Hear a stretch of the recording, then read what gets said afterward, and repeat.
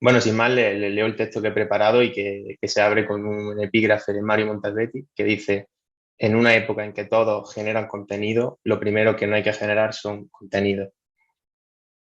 Eh, Buena parte de los estudios que en las 2 últimas décadas han abordado la relación entre lenguaje y capital provienen de lo que se ha llamado Italian Theory. Gente como Berardi, Maracci, Virno, Lazzarato y otros varios.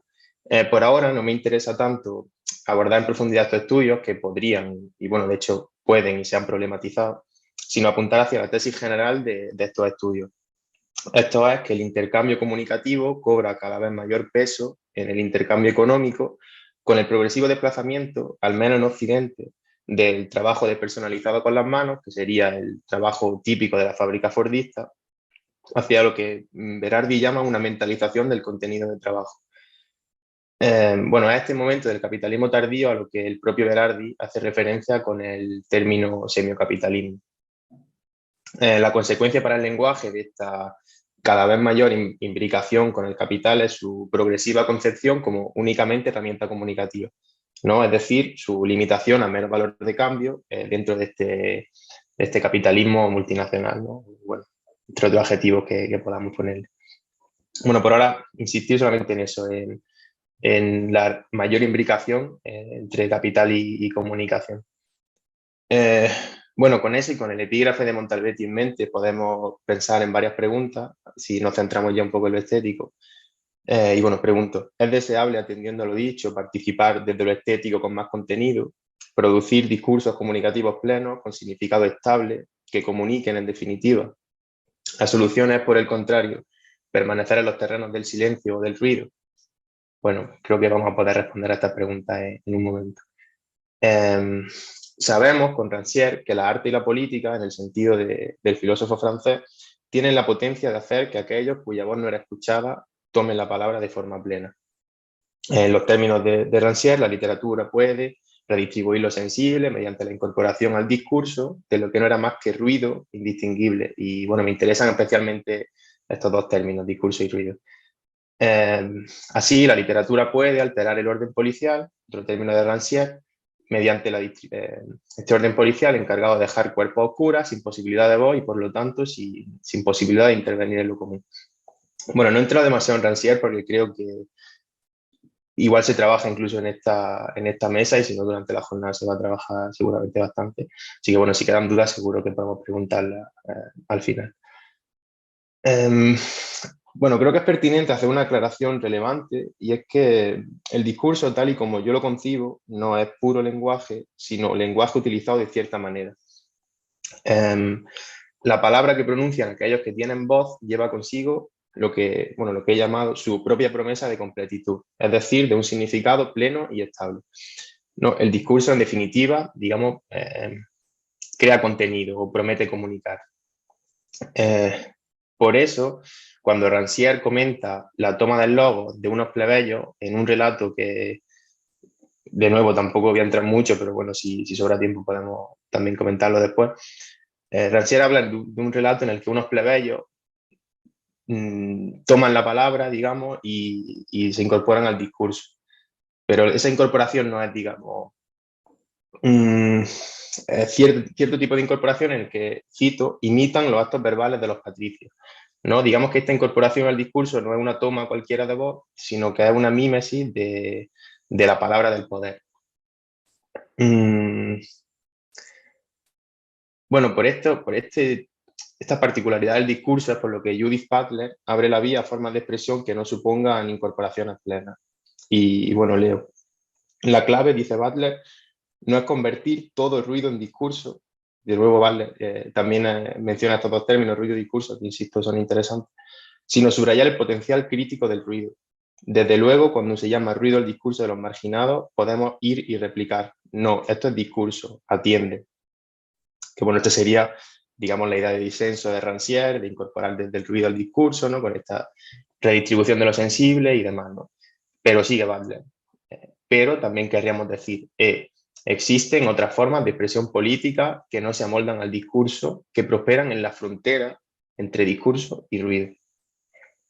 Bueno, esta cita creo que resume en buena manera una de las tesis principales de este texto, y es que en esa frontera que menciona Butler, o más que frontera, intermedio, por la idea de espacio, lo que se encuentra es el sentido.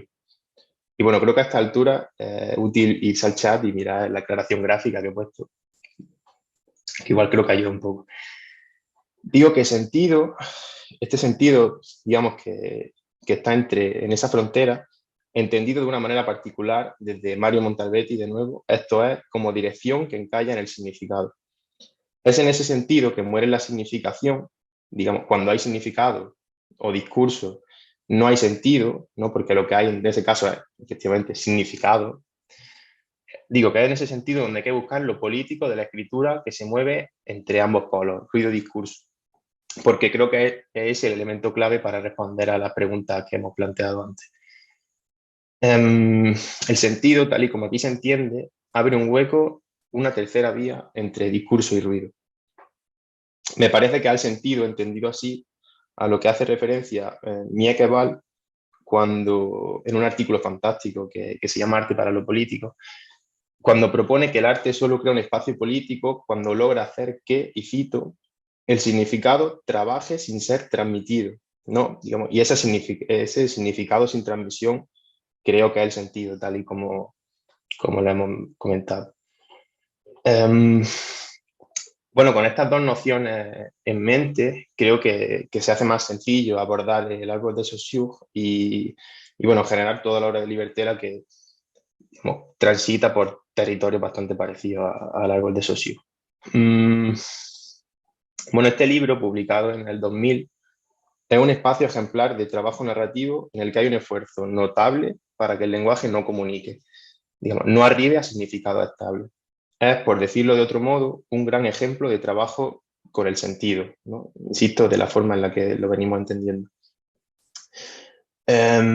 Bueno, por eso mismo, quien se haya acercado al texto verá que es un texto muy hermético, ¿no? Precisamente por ese interés particular en no comunicar. Sobre este hermetismo, dice Josefina Ludmer, la teórica argentina, cito, leo las 100 palabras del árbol de Saussure, una utopía, y quedo fascinada, pero no entiendo nada, dice Ludmer. Y bueno, me pregunto, ¿no es el sentido el responsable de esa fascinación sin comprensión, ¿no? Tal y como ocurre en los grandes poemas? Bueno, creo que tampoco iba a entrar en esto, pero como igual si tengo algo de tiempo. Bueno, esta idea de sentido es, digamos, muy difícil de definir, pero más fácil de ver en el poema que en la narrativa, ¿no? Porque, digamos, el poema tiene más facilidad para estar incompleto, ¿no? Incluso aunque pretengan dar claridad expositiva.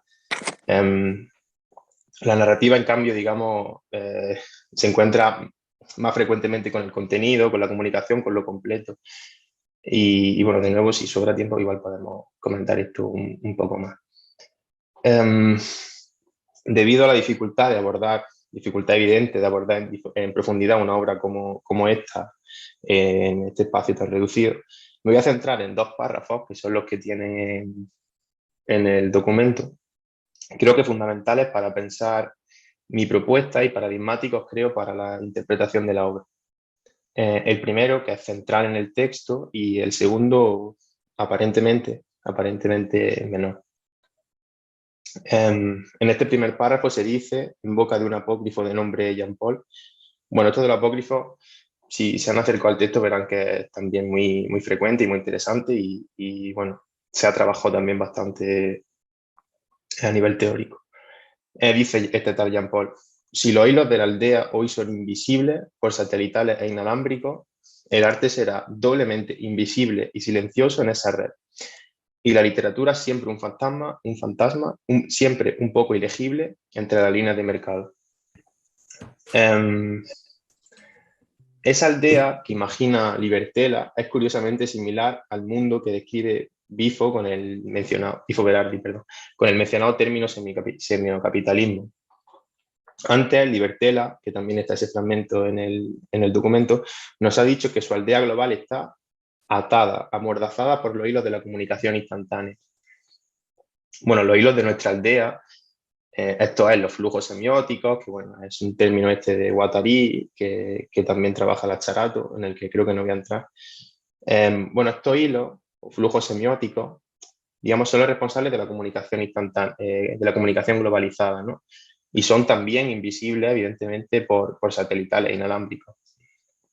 Si el mundo que propone el árbol de Saussure es un mundo inventado y descrito desde cero, como dice Josefina Dulmer, entonces es curiosamente dependiente del mundo de hoy. Esto es así porque creo que la utopía, en cambio de lo que dice Dulmer con esa idea de creación desde un mundo desde cero, eh, esto lo explica también Jameson en un libro que se llama Arqueología del Futuro, y dice que, bueno, que lejos de ser un mundo inventado y creado desde cero, es precisamente un mundo que depende radicalmente del momento en el que del que está escrito, ¿no? Por eso la utopía de Tomás Moro no puede escapar nunca de la idea de que está concebida en esa transición hacia la monarquía absoluta de Inglaterra, y bueno, pone otro ejemplo Jameson. En este caso es evidente que la utopía del árbol de Saussure no puede escaparse del mundo semiocapitalista. Bueno, si vuelvo al fragmento, asumiendo que no es mucho, que no hay afuera del mercado, por eso entre la línea de mercado, entonces arte y literatura deben ser silenciosos y un poco ilegibles. Silenciosos porque deben no comunicar, añadir más leña al fuego del discurso, parece decir Libertela. Recordemos, el discurso, una de las piezas centrales del capitalismo postfordista, y la literatura debe trabajar, parece decir el texto, de forma controlada, con ese un poco ilegible, con la ilegibilidad. Debe dirigirse, y bueno, recordemos que el sentido es una dirección hacia el ruido por el camino del sentido, ¿no? Hacia el ruido por el camino del sentido. Bueno, en el segundo fragmento que he escogido, Libertela comenta la figura del juglar de entonación, un personaje que, y bueno, leo, se establece a las puertas del castillo y confunde a los muchos invitados del rey con palabras o cantos incomprensibles. Prepara la escena para que una vez en el interior las palabras del monarca distribuyan clara y entendiblemente a su audiencia. En una frase que a mí me recuerda mucho al reparto de lo sensible policial de Rancière, sigue Libertela, para que su discurso, de nuevo la idea de discurso jerárquico, sea más claro, transparente y entendible. Bueno, el juglar con su ruido calienta los oídos de los visitantes para que después el discurso del rey sea más claro. Lo interesante del fragmento es que si le damos la vuelta, podemos concebir el espacio que abre la escritura hermética. Ese espacio del que hablaba Mieke-Val antes, ese espacio político, uno desde el que pensar de qué tipo es el discurso jerárquico de la policía. En el fragmento, digamos, policía no entendió como un cuerpo policial, además, sino insisto, desde Rancière. En el fragmento, esa policía, digamos, representada por el rey. La escritura de Libertela como un juglar de entonación, bueno, quizá no mediante ruidos, pero sí escribiendo sin significar, permite advertir la claridad del uso comunicacional de los discursos policiales usados para distribuir lo sensible, como hemos dicho antes y como hemos dicho antes todavía, para engrasar cada vez más la maquinaria del capital. Digo que ese trabajo, ¿no? En el árbol de Saussure, al igual que el juglar de entonación, nos enseña que hay lenguaje más allá de la comunicación. Bueno, imaginar la utopía no es tanto o no es solo, como hace el árbol de Saussure, pensar un destino como proponer un camino, ¿no? Y el camino utópico del árbol de Saussure es el del sentido. De nuevo, creo que igual se comprende mejor esto si miran el documento. Lo paradójico y bello es que el destino es precisamente, digamos, el sinsentido, ¿no? Recordemos que la obra propone un mundo sensible. Si la utopía es siempre radical y si, como he dicho antes, el sentido es lo que media entre discurso y ruido, entre significado y pura materialidad de sonido, el sentido muere, por el otro lado, en el ruido. Pero además, lo genial del camino utópico del árbol de Saussure es que comienza en el propio texto, en la medida en que es el mismo ya, y bueno, creo que ha quedado claro, y esta es la tesis principal de este texto, una defensa radical del sentido, o si se prefiere, un ataque radical al significado, ¿no? En el marco del capitalismo de hoy. Bueno, pues muchas gracias.